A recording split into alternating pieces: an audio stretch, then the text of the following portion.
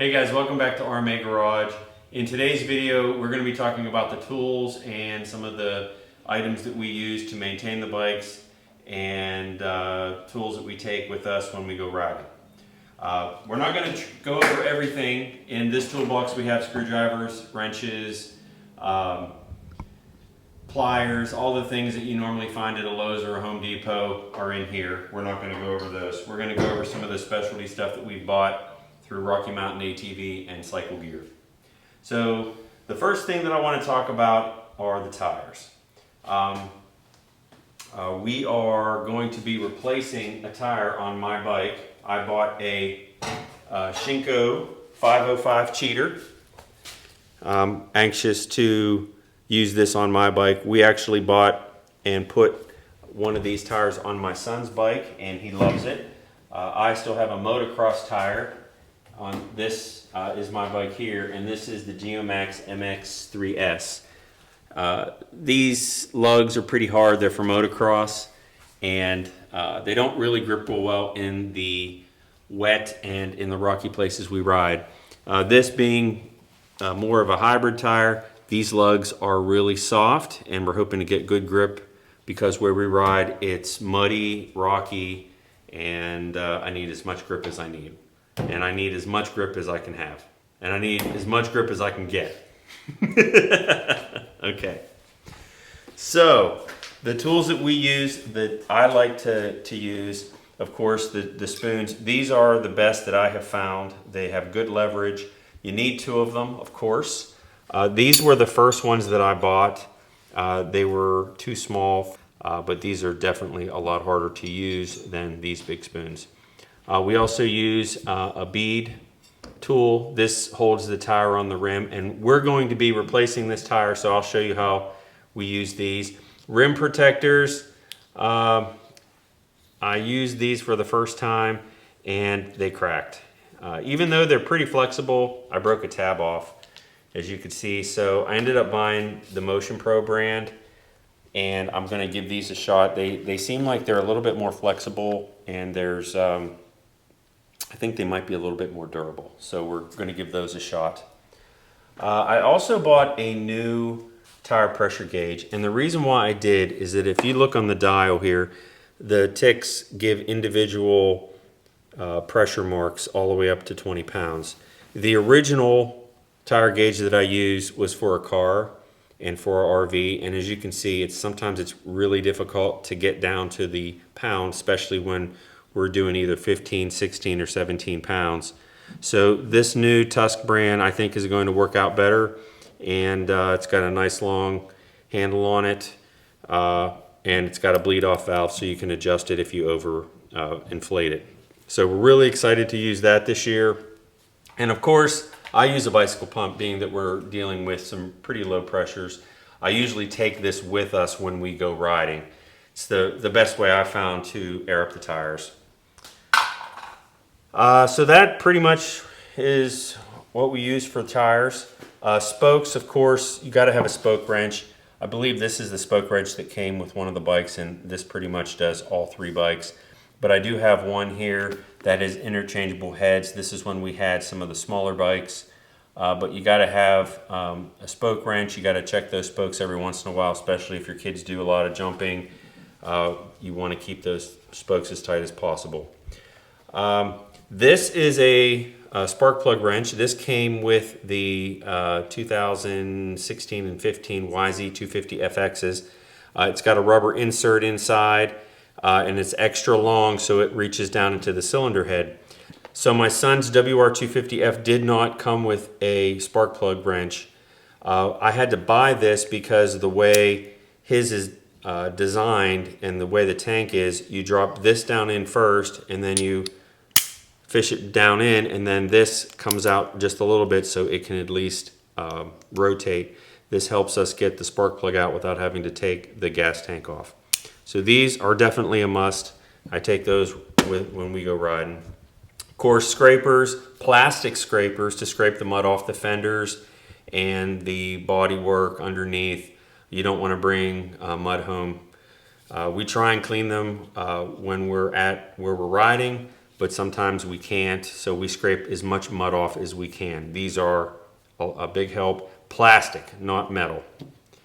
Of course, the chain breaker, I typically don't use that when we ride. There's no really need for it, but this is definitely a must. If you buy chain, sometimes it's cheaper to buy a chain that is not the exact fit. It's a lot longer, and you have to remove some links off the chain. This is Tusk brand, which Rocky Mountain ATV, it works great. Used it in a previous video, no complaints. This is a good quality tool. All right, so moving on to the forks. I did replace some fork seals on my son's YZ250FX, but the video didn't come out right, so I'll have to post another video when we redo the fork seals again. But this is, again, Tusk brand.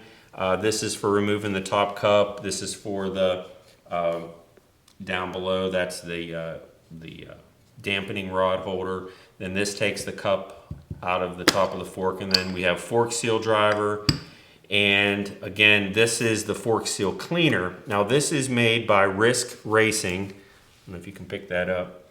This is made by Risk Racing, and this is awesome. This is just a holder. What you do is you take that up into the fork seal and it cleans the dirt out.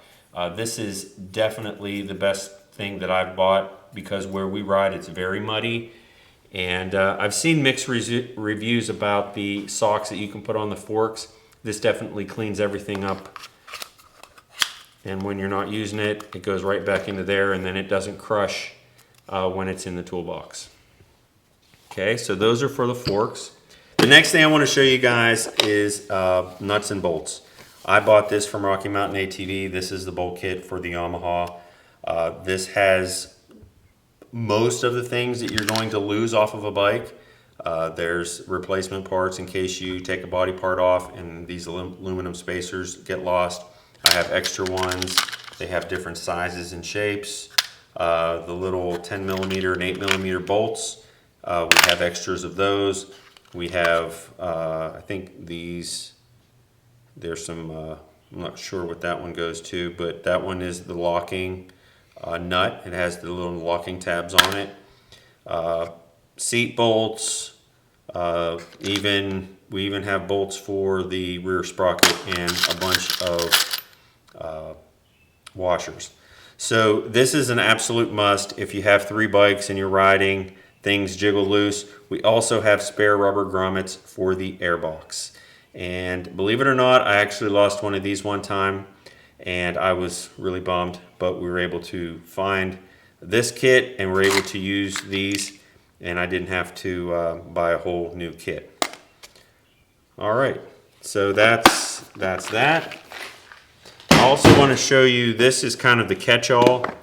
Anything we take off the bike, we don't throw it away. We keep it. As you can see, some of these are for the hand guards. We have hose clamps, little miscellaneous parts, things that I don't even remember what I used. This is the gas tank plug and the gas line plug for when you take the gas tank off. And these are the plugs for when you use the fans. So, and then we have extra plugs for the rear rim. If you take the Yamaha motorcycles, come with 2 rim locks, and if you take one of them out, this is the rubber plug that you put in there so it doesn't, the inner tube doesn't pop through the rim. So there's a lot of extra things in here that we keep, as well as extra spark plugs. Of course, I've got stocked up on oil filters since we have 3 bikes, a link for the chain, some fuel line, rim straps, just some miscellaneous things. But I usually take this with us when we ride, just in case we get out there and we need a bolt, a part, or something to quick fix. We don't have to drive all the way home. All right, so when it comes to the tools, there's a lot of bolts that have Allen heads on them. So I bought this set actually for my bicycles because the bicycles have small Allen heads, and there's a very specific torque specification This is a very small torque wrench. It goes up to 24 Newton meters. So it's good for small stuff, but I like these because they have a ratchet in them and it work really well. Now, this is made by Venzo, and I'll put a link to all of these items in the description below. But this is very nice. It's got a nice indicator when you twist. It's really easy to read, and this is really good for the small parts, especially around the engine, the oil, bolts, anything that has very small torque specs. I don't want to use a very large torque wrench because I don't want to break any bolts. Now there are some times where this isn't going to work, so I have a nice set of Allen wrenches. This is made by Spin Doctor, and this is actually made out of vanadium. It's a very hard metal. This is actually, I bought this at a bicycle store. These are the best Allen wrenches that I've ever used. We've torqued on these a lot, and as you can see, there really isn't a whole lot of wear on these. These are about 2 years old. So these hold up very well. I highly recommend the Spin Doctor made out of vanadium. Now, of course, we've got the millimeter wrenches made by Craftsman. I just put a few here just for the sake of this video, but we have a full set. These are a must. We take these when we go riding. They're in the toolbox. And of course, we have a socket set. All right, so this is made by Lowe's. It's the Cobalt brand. Nothing special. This isn't the best of the best. But if you drop a socket in the mud, it's not, I don't care. Because these are going to get dirty. They're going to get beat up a little bit. But at least we have something. This isn't my really nice Craftsman set that I have here in the garage. But this is nice. It travels well. This is perfect for when you're out on the road, out on the trail, when you're camping. If you need to tighten anything, this is the way to go. All right, guys, that is the bulk of the tools that I use, either going riding, in the garage, and specialty tools to maintain the bikes. If there's a product here that you want me to do more review and a demonstration, comment in the section below and I will accommodate you guys. If you like this video, please click the like and subscribe button. Don't forget to click on the bell so you won't miss our next episode. Appreciate you guys watching, and we'll see you soon.